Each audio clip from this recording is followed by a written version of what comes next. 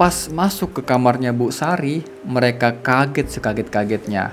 Itu Bu Sari lagi pakai daster, duduk ngadep ke dinding kamar, tapi kepalanya nggak ada. Sontak si kepala desa teriak, "Kuyang! Kuyang!" Assalamualaikum warahmatullahi wabarakatuh. Ketemu lagi di Setia Misteri. Apa kabar kalian semua? Mudah-mudahan kalian yang menonton video ini diberikan kesehatan, dimurahkan rezeki, dan tentunya selalu dalam lindungan Allah Subhanahu wa Ta'ala. Amin. Jadi, di video kali ini saya akan membagikan sebuah kisah yang dialami oleh seseorang bernama Yudi dari Kalimantan Tengah. Waktu dia sedang menjalankan tugas di kepolisian untuk memburu seorang DPO dari pencurian mobil. Dan ternyata target yang mereka tangkap adalah kuyang yang sedang menjalankan aksinya. Tapi sebelum masuk lebih jauh, buat kalian nih yang belum subscribe, yuk langsung saja subscribe sekarang juga biar nggak ketinggalan video-video berikutnya. Dan saya sarankan agar kalian nonton video ini sampai habis. Karena di akhir video nanti akan banyak pelajaran-pelajaran yang dapat kita ambil dari kisah ini. Baik, tanpa berlama-lama langsung saja kita simak ceritanya.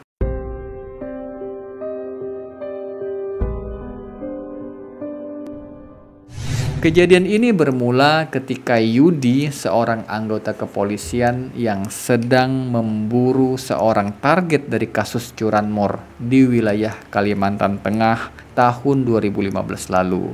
Jadi waktu itu si pelaku ini menyewa mobil dari berbagai tempat rental dengan cara lepas kunci, menggunakan identitas yang berbeda-beda. Tetapi fotonya tetap sama dia juga.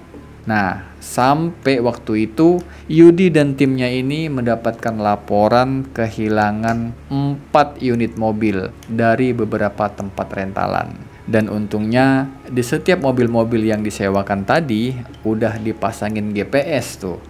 Jadi bisa dilacak lah di mana posisinya. Sampai suatu ketika Yudi dan timnya ini berhasil melacak posisi dari sebuah mobil curian tersebut di sebuah dusun yang cukup jauh dari pusat kota di Kalimantan Tengah. Cuman maaf, tempat persisnya tidak bisa kami sebutkan demi menjaga nama baik desa tersebut. Dan singkat cerita, berangkatlah Yudi bersama komandannya dan kurang lebih 8-9 jam perjalanan tibalah mereka dan langsung nih menuju ke kantor kepolisian setempat untuk berkoordinasi. Lalu sekitar jam 5 sore, Yudi dan timnya dan dibantu dengan 2 anggota kepolisian desa tersebut, mereka sama-sama menuju ke rumah kepala desa untuk melaporkan dan menjelaskan tujuan dari Yudi dan timnya datang ke desa itu. Dan sekitar jam 7 malam, Yudi ditemani sama 5 orang rekannya berangkatlah nih menuju ke rumah si target. Cuman sayangnya ternyata mereka nggak ketemu sama itu mobil yang lagi dicari. Akhirnya mereka balik lagi nih ke rumah kepala desa dan nunggu beberapa saat di situ. Dan sambil nunggu ini ngobrol lah mereka sama si bapak kepala desa tentang sosok DPO yang tinggal di desa itu. Dan ternyata menurut bapak kepala desa, penghuni dari rumah itu adalah ibu-ibu yang bernama Bu Sari. Dan dia baru sekitar 2 tahunan tinggal di situ. Dan menurutnya juga Bu Sari ini tinggal sendirian. Jadi dia ini nggak punya suami, nggak punya anak. Dia juga jarang nih bersosialisasi sama masyarakat sekitar. Nah, sampailah sekitar jam 9 malam, datang nih sebuah mobil jenis Avanza menuju ke rumah Bu Sari dan parkir di situ.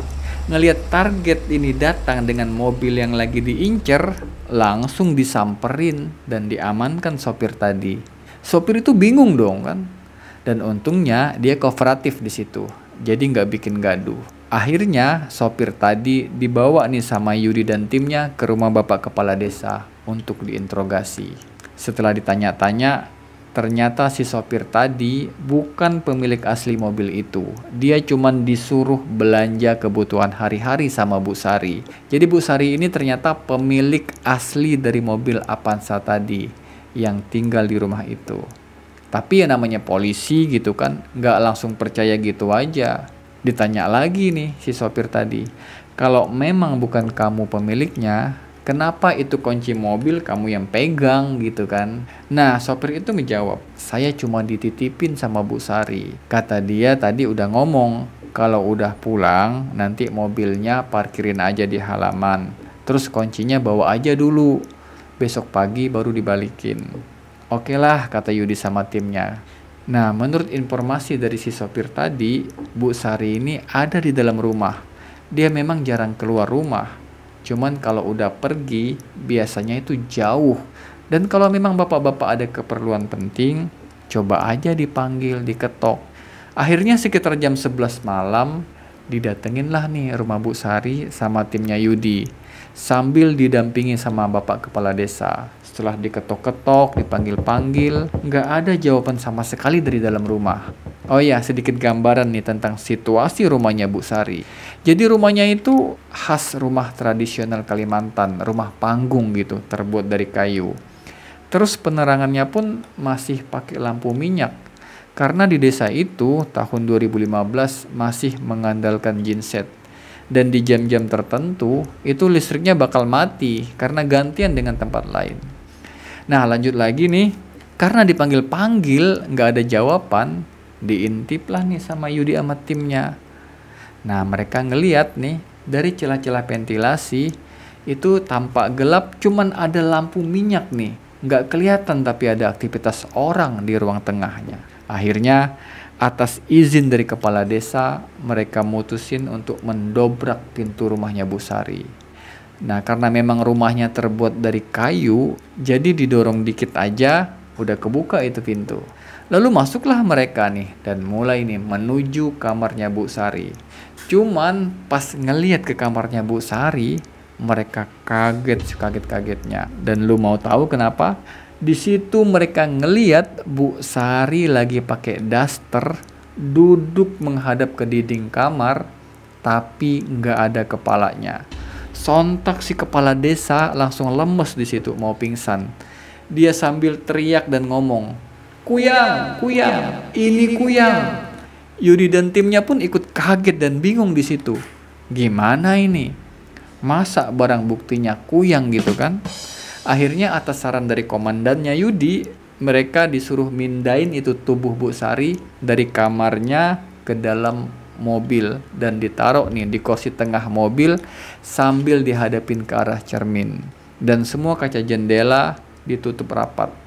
Jadi menurut komandannya Yudi, dulu dia pernah juga nih nanganin kasus tentang Kuyang ini, dan menurut kepercayaan warga di sana, kalau badannya si Kuyang terpisah dari kepalanya, jadi nggak perlu nih ditaruhin benda tajam kayak paku, gunting, atau ijuk lah di leher Kuyang tadi. Tapi cukup dijauhin aja dari posisi semula. Nanti dia nggak bakal bisa nyatu lagi sama badannya. Dan lama-lama jadinya lemes. Nah, buat kalian nih yang lebih paham, boleh banget nih komen di bawah. Dan nggak lama kemudian, sekitar 1 jam, tiba-tiba datang dari kejauhan sosok kepala terbang dan langsung jatuh ke atap dan menggelinding di kasurnya Bu Sari. Di situ antara takut dan gemetar, komandannya Yudi ngomong ke sosok kepala tadi ini, kalau kamu memang masih pengen hidup dan badan kamu mau dibalikin ke posisi semula, tolong kerjasamanya, tetap kooperatif. Lalu sosok kepala itu pun ngangguk. Akhirnya si komandan Yudi ini nyuruh Yudi sama rekannya buat ngangkat lagi itu badan yang tadinya ada di mobil biar dipindahin lagi ke kamarnya. Dan pas udah dipindahin, langsung itu kepala sama badannya nyatu. Terus dibawalah dia ke rumah kepala desa untuk dimintai keterangan. Akhirnya Bu Sari disidang secara adat di situ. Dan selanjutnya barulah dibawa ke kantor polisi atas tuduhan menadah mobil hasil curian, bukan karena Kuyangnya. Dan menurut kepala desa, hasil dari keputusan adat itu mengharuskan Bu Sari untuk pergi dan gak boleh tinggal di desa itu selama dia masih menganut ilmu Kuyang. Lalu waktu diinterogasi nih, dari mana dia mendapatkan ilmu itu, Bu Sari ini ngejelasin, kalau dia dapat ilmu kuyang itu dari seseorang nenek yang memberikannya sama dia. Tapi si nenek itu kini udah nggak ada. Dan menurut Bu Sari juga, kuyang itu sebenarnya bukanlah hantu atau makhluk halus. Tapi dia juga manusia, orang normal seperti manusia pada umumnya. Cuman dia menuntut ilmu hitam dengan perjanjian. Dan perjanjian ini nggak bisa putus sampai kapanpun. Jadi harus ada penerus generasi, baik itu dari keturunan dia ataupun orang lain yang mau menerima ilmu itu. Nah, Bu Sari ini adalah salah satu orang yang bersedia menerima ilmu tadi. Karena waktu dia menerima ilmu itu, kondisinya itu sedang benar-benar dalam kesulitan. Jadi dia pengen cantik, pengen kaya, pengen sakti gitu, dan biar nggak diremehin sama orang lain.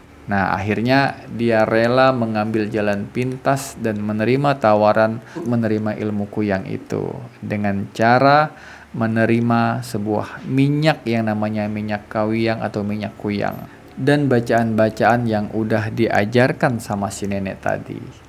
Nah, sedangkan konsekuensi dari pemilik ilmu kuyang ini, pelakunya harus memberikan tumbal atau makan berupa darah ibu hamil yang sudah hamil tua atau yang baru melahirkan dan darah bayi yang baru lahir. Makanya waktu dia ditangkap itu, Bu Sari ini lagi nyari mangsa di kampung sebelah. Yang katanya di sana ada wanita yang mau melahirkan. Dan dia butuh darah bayi untuk kelangsungan dan syarat dari ilmu tersebut. Nah, memang menurut Yudi dan rekan-rekannya ini, kalau diperhatikan, usia Bu Sari tadi itu persis kayak perempuan berusia 40 tahun. Tapi menurut pengakuan Bu Sari sendiri, usia aslinya dia itu sebenarnya udah kepala 6 dan hampir menginjak 70 tahun. Jadi udah tua lah gitu. Nah, gimana nih menurut kalian guys? Ada nggak nih yang tertarik nih pengen awet muda? Tapi jangan lah ya. Jangan dengan cara seperti ini. Karena menurutnya sudah-sudah, nanti sakratul mautnya itu susah banget. Sampai dia bisa ngelepasin ilmunya itu ke orang lain. Kalau nggak dapet atau nggak ada yang mau nerusin itu ilmu, ya gitu aja terus. Hidup enggak, mati juga enggak. Oke guys, itu tadi kisah tentang pengalamannya Yudi ketika lagi bertugas nangkap penjahat. Malah yang ditangkap kuyang. Dan mudah-mudahan kita bisa mengambil pelajaran dari kisah tadi. Terutama, jangan mudah berputus asa. Tetap semangat dan terus berusaha ngejalanin hidup. Karena memang badai itu kan pasti berlalu. Dan tentunya juga Tuhan beserta orang-orang yang sabar. Sehingga kita nggak mudah tergiur gitu dengan jalan pintas seperti yang dilakuin oleh Bu Sari ini. Yang akhirnya dia menyesal di kemudian hari. Tapi saat itu semuanya udah terlambat. Oke guys, terima kasih buat kalian yang sudah menyimak dari awal sampai akhir. Dan sampai ketemu di video berikutnya. Gua Setia undur diri. Assalamualaikum warahmatullahi wabarakatuh.